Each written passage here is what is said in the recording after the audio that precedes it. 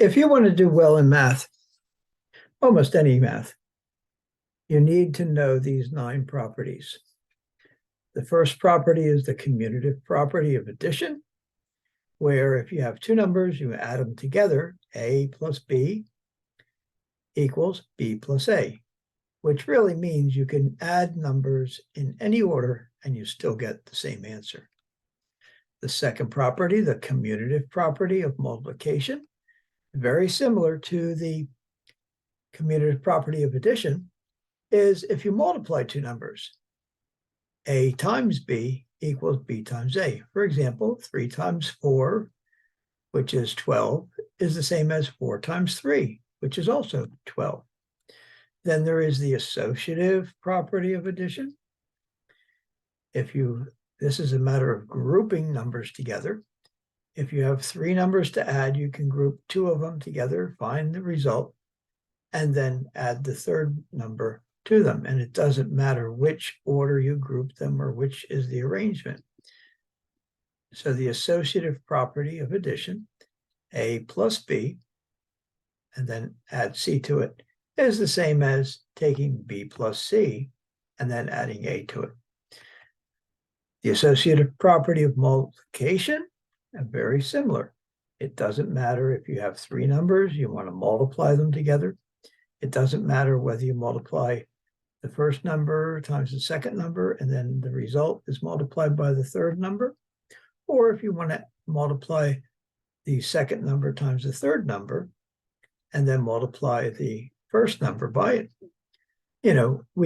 Let's say you want to multiply 2 times 3 times 4. 2 times 3 is 6, times 4 makes 27. Also, if you have 3 times 4, you have 12, and then multiply it by 2, that gives you 24 as well. The distributive property, I always envision this as like you're playing cards and you're passing things out. Well, you pass the A over to the B, and then you pass the A over to the C. And it breaks out to be A times B plus B times C. Then there are the identity and inverse properties. Adding a number, the identity, you always get the same number you started with. 5 plus 0 is still 5.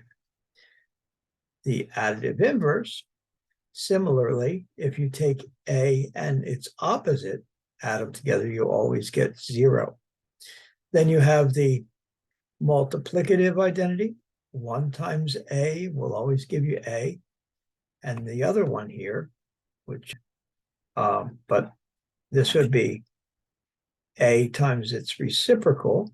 The multiplicative inverse will always give you 1. And so that might be easily understood. If you take a fraction and flip it, you always get the number of 1 as the result. Now, there are some examples. These 9 properties are so important to success in algebra and most other math topics. Nearly every problem you will come across will use at least one of these properties. Most problems use more than one. For example, let's say you're solving the simple equation 3x plus 6 equals 24, and you want to know what x is. Well, the first thing you do is you subtract 6 from both sides. This is the additive inverse property and using the identity. So the inverse of 6 minus 6 on both sides gives you 0 on the left side, which is now the identity. And 24 minus 6 is 18. Then you're going to use the multiplicative inverse property. In other words, you really are just dividing by this coefficient 3. 3x divided by 3 is the multiplicative inverse property and gives you the result of 6. So really what you're doing, you might look at it the other way. Instead of dividing both sides by 6, you're multiplying both sides by 1/3, which is the inverse by multiplication of the number 3. Another problem here using the distributive property, you want to follow this expression. 8 times the quantity a plus 4 is the same as 8a plus 8 times 4, which is 32. And this shows the use of the distributive property. An interesting look at the commutative and associative properties. You have some examples here. If you have a string of numbers together, 32 plus 23 plus 18 plus 54 can be rearranged by commuting the 23 with the 18, and then you have 32 and 18, and then 23 and 57. And the reason why I do that is because I noticed that 2 and 8 make 10, and 3 and 7 make 10. So then you group them by the associative property, and then you have 32 plus 18, which gives you 50, and 23 plus 57 gives you 80. And it's much easier to add 50 with 80 to get 130. Multiplying same works very similar.